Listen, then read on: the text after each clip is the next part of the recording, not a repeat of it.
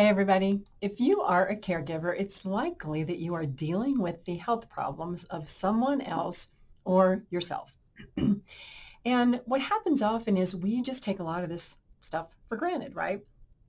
But did you ever consider when dealing with health problems, if you are being realistic, if you are being optimistic, or if you are avoiding the issue, not necessarily intentionally, but because you don't know any better. Now, that's not to say that you can't avoid health issues. Many people do, but there's this range of being aware of health issues and how to deal with them. And that's what we're going to talk about in this video. I'm Pamela D. Wilson. My website is PamelaDWilson.com. On there, a lot of hope, help, support for caregivers and aging adults. Please follow my YouTube channel, press like below so that other people can get information about caregiving, aging, and everything in between. So let's talk about health, right? Nobody wants to hear bad news from the doctor about their health or to learn about how complicated health conditions are, or even in general life when you think about it. We don't want bad news about anything, right? You go to the car mechanic and the car mechanic's like, oh my gosh, you need, new brakes and your transmission's out, and you're thinking, oh my gosh, how am I going to pay for all this? But with a car, if you need to get around, you actually have to repair it to do that. When you think of the body, repairing the body and getting maintenance done like you would on a car, right? Many people see that as optional, like it's something that I can put off because certainly my car is more important than my health, right? I got to get to work. If I can't get to work, I can't make money, where well, if I'm not feeling good, I can still work if I don't feel good, right? So there's this balance of not necessarily prioritizing our health needs because we think we can put them off versus other things that are saying, you got to fix me. We got a leaky faucet at the house. We got problems with the car. We got all this kind of stuff. But what I want to say is health issues, all of these early warning signs can prevent a lot of problems later, but only if we are in a mental place to be interested and to want to do something about it. So again, hearing news that we don't want to hear often results in an emotional reaction. We're frustrated. We might worry about it. We may think, oh, I'll, deal with that later, which many of us do. So let's just take a couple of health conditions, right, as examples. So let's say that your doctor says you've got, say type 1 diabetes, high blood pressure, heart condition. So there's three things that you can choose to do about this. You can say, oh, I'm just not going to worry about this. I don't want to talk about it right now. I got too much to do. I don't need one more thing to worry about. This is just one more thing to do. So I'm going to just put this type 1 diabetes and this heart condition, high blood pressure on the shelf over here, right? I'm not going to do anything about it. Now, on the other hand, you think, well, this is maybe something I should learn about. So doctor, tell me a little bit, but I only want you to tell me how it's going to affect me today.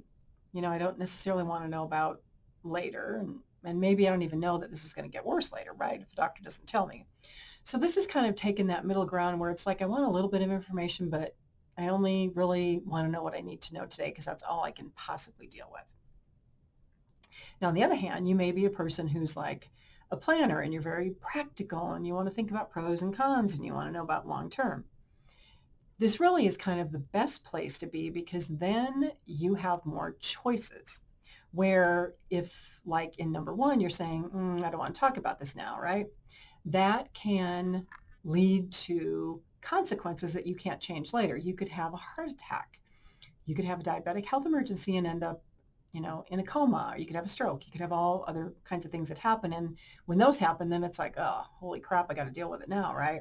Didn't want to deal with it before, but now I got a problem. So I have to do something about it.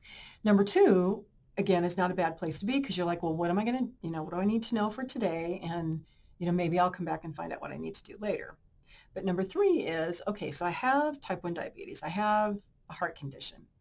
What does this look like today, doctor? What's the worst case scenario?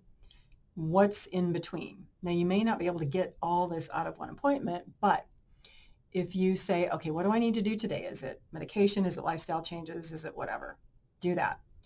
Keep going back to the doctor. Say, what's the worst case? What can happen? What am I trying to really prevent so that I understand all of that?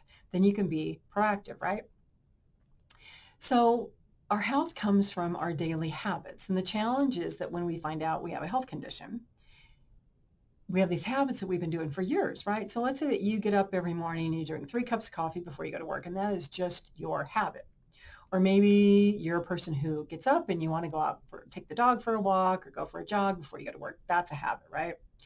But when something in our life happens that makes these habits more difficult, then we have to really work hard to adjust. So let's say that maybe you were the person who got up and walked their dog every morning, but now you have a new job and you got to be to work by 5 a.m. So an hour walk with the dog is not possible. You may have to do it later in the evening. So there's all these things in our life that continually change that we have to continually adjust to. But when a health diagnosis occurs, we have it's like this early warning bell going off that says, hey, this is a problem. And if you want to avoid all these other problems later, you got to pay attention now. So avoidance really is not going to help you avoid problems later. It's going to create problems later. So what we want to look at is, if we have a diagnosis, are there habits that contributed to that diagnosis? Are there new habits that we should think about to help manage that diagnosis? Now, honestly, this balance between the information that our brains can take in and information that we can process and our ability to start to do things about them. So a lot of people will just worry, which can lead to avoidance, right? Because I'm worried about it. I don't want to take action. I don't think anything is going to make it better. I'm just like, this is miserable and it's going to be bad, right? On the other hand, though, we can be optimistic and think, oh, you know what? It's just a little problem. It's not a big deal. But then that can have serious consequences when the health condition gets worse. So the ideal situation for managing this health problems is somewhere in the middle where we seek out information and figure out how to make it better. So then we have to think about seriously changing our habits. And habit change is hard. It takes time. It takes repetition. It takes being consistent. It takes persistence. And you know this if you've ever tried to lose weight or start an exercise program. You have great intentions out of the gate, and for maybe 3 or 4 days or a couple of weeks you do it, and then you're not seeing any results. So it's like, oh, this is not doing any good. I'm going to go back to what I was doing before.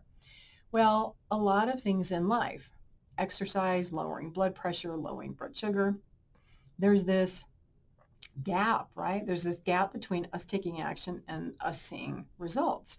And it's that gap, that habit gap, that makes it so hard for us to do, which leads us to ask the question, how do I motivate myself? How do I make this a high priority so that the time that it takes to close this gap, whether it's 6 months or a year or 2 years or 3 years, is going to be acceptable? And I'll use a personal example for myself, right?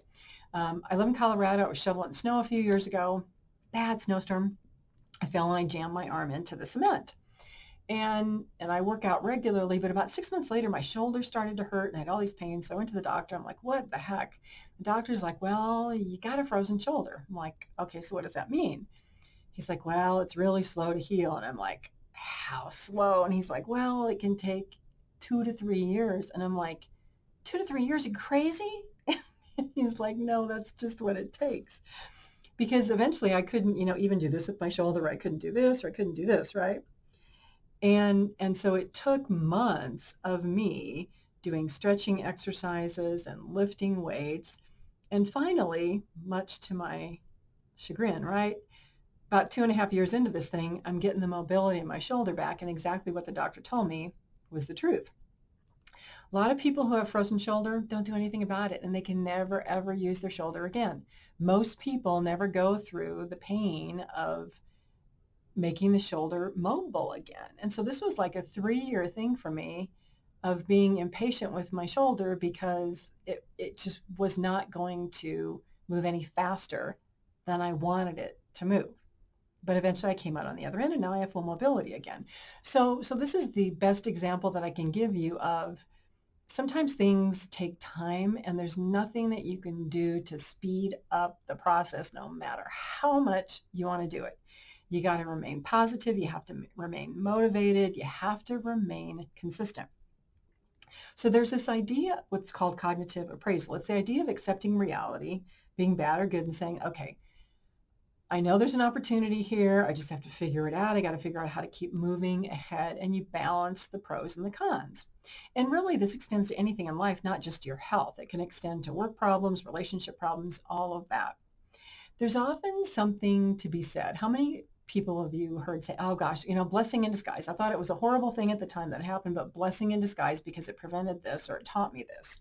So if you can think about health problems, any problems in your life as a blessing in disguise, and try to see the silver lining of why something didn't turn out the way you planned, or you have a problem, but now you have an opportunity to work through the problem. When you're able to look at the unexpected as a potential lesson or as potentially something good, and if you take action, that really is the way toward managing a lot of these issues in life, in caregiving, in health issues, in family relationships, in raising children, to be realistically positive rather than avoiding it and come through on the other end in a better place than you were when you started. I'm Pamela D. Wilson. My website's PamelaDWilson.com. On there, a lot of hope, help, and support for caregivers and aging adults. Again, please share my YouTube channel. Please share these videos with other people who are looking for hope, help, and support. Have a fabulous day today. I'll see you all again soon in another video.